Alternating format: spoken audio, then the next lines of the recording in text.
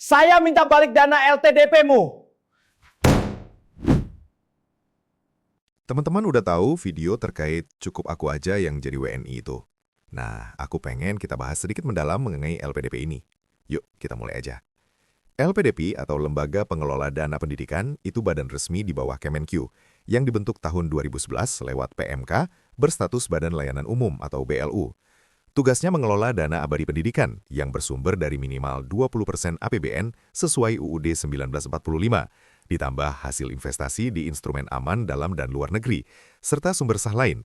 Dana ini dipakai buat biayain beasiswa, riset, dan program pendidikan jangka panjang supaya SDM Indonesia unggul dan bantu percepatan pembangunan nasional. Strukturnya diawasi Board of Trustees yang terdiri dari para menteri. Visi misinya jelas, mencetak pemimpin masa depan yang berkontribusi buat Indonesia. Sebenarnya syarat penerima LPDP itu panjang juga dan jenis dari LPDP-nya banyak. Tapi bukan itu yang paling penting. Yang aku Invin sampaikan adalah yang paling penting dan sering dilupain adalah kewajiban setelah lulus. Awardee wajib balik ke Indonesia secepatnya, lalu ngabdi secara fisik di wilayah NKRI.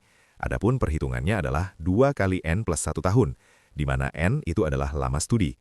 Contoh, kuliah 2 tahun, wajib nyabdi 5 tahun berturut-turut.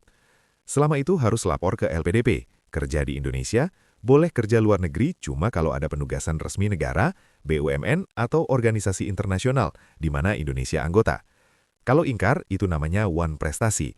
Wajib kembalikan seluruh dana, tuition, living allowance, tiket, asuransi, riset, di blacklist selamanya, dan bisa kena sanksi administratif lain. Aturan ini tertulis jelas di kontrak yang ditandatangani sebelum terima dana. Sekarang kondisinya lagi ramai gara-gara kasus DS, alumni LPDP S2 di Belanda tahun 2015-2017 yang sudah selesai ngabdi 5 tahun. Dia posting di Instagram soal paspor luar negeri anaknya, nulis, "Cukup aku aja yang jadi WNI." Post itu langsung viral, banyak yang ngerasa dihina karena dianggap ngerendahin paspor Indonesia dan kurang bangga sama negara yang udah biayain pendidikannya dari uang rakyat. Suaminya, AP, juga penerima LPDP 2015-2016 dan 2017-2021. Ternyata masih ada catatan kewajiban yang belum tuntas. LPDP langsung gerak cepat, lagi hitung berapa dana yang harus dikembalikan beserta bunganya, dan bakal diumumin ke publik karena ini duit pajak kita. Menteri Keuangan Purbaya Yudi Sadewa bilang tegas, dana LPDP dari pajak dan sebagian utang negara buat bangun SDM, bukan buat dihina. Saat ini ada 44 alumni yang diduga belum balik, 8 sudah kena sanksi, 36 lagi diproses. Dari sisi hukum perpajakan, ini masuk kategori pengembalian dana negara karena pelanggaran kontrak yang dibiayai APBN. Teman-teman bayangin aja, setiap rupiah yang kita setor ke negara, sebagian masuk ke dana abadi LPDP.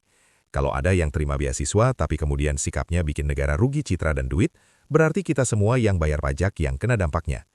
Potensi kerugian nggak cuma finansial, tapi juga kesempatan yang hilang buat anak bangsa lain yang lebih butuh dan lebih berkomitmen. Tapi di balik itu, LPDP juga punya banyak testimoni inspiratif kok.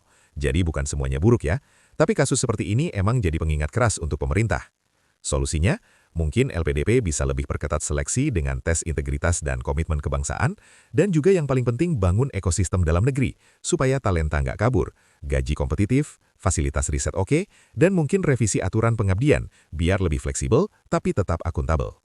Di luar itu semua, saran aku cuma satu teman-teman. Bermedia sosial lah yang baik, jangan menyakiti dan menghina orang lain.